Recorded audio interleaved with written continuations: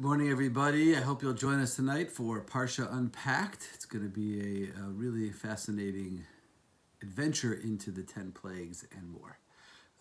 Yesterday, I brought up a question. We're studying the eighth blessing of the Amidah.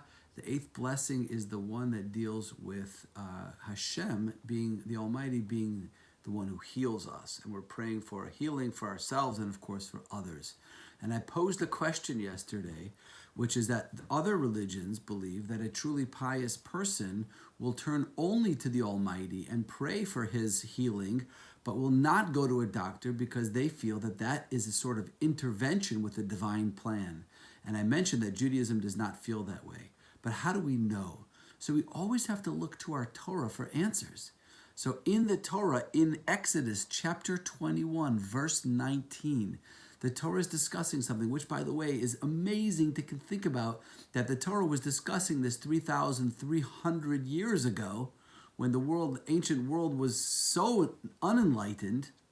And the Torah is talking about what happens when somebody harms another person.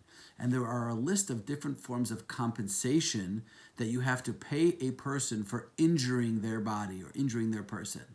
And one of them, believe it or not, is medical expenses. Okay, and in addition to that, by the way, this is really an interesting side point, there's also paying for their time lost at work. It's like a workers' compensation payment that the Torah demands that you pay somebody who you injured. But in addition to that, the Torah talks about paying medical expenses.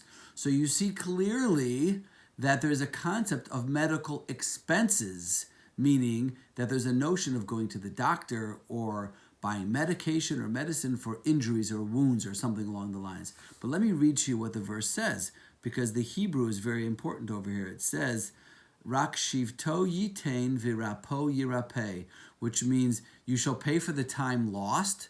That's the workers' compensation part of it. Virapo yirapeh, and you shall surely pay for his healing.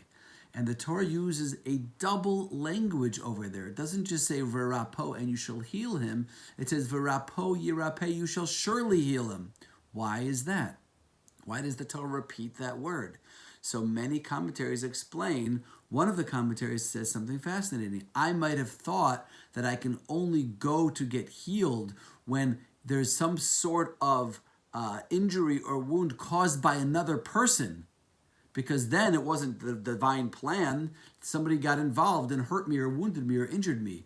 That when the Torah says twice, virapo yirapeh, 2 times, it's coming to tell me that I should even go to the doctor and seek medical expertise when my illness is not caused by another human being, but it's quote unquote natural. It's an illness coming from the Almighty in some way. And I want to read to you, finish off by reading to you the words of Rabbi Samson Raphael Hirsch, the great leader of Orthodox Judaism in Germany in the mid-19th century. He says, by the insistence expressed in the double wording, the Torah uses the opportunity, incidentally, to oppose the erroneous idea that having resource to human medical aid shows some lack of the trust and confidence one should have in the divine assistance. The Torah takes it for granted that medical aid is used and actually demands it here. So there you go. Seek out your doctor, and it shows no diminishment of our trust and our awareness that the Almighty runs the world. Talk about it a little bit more tomorrow.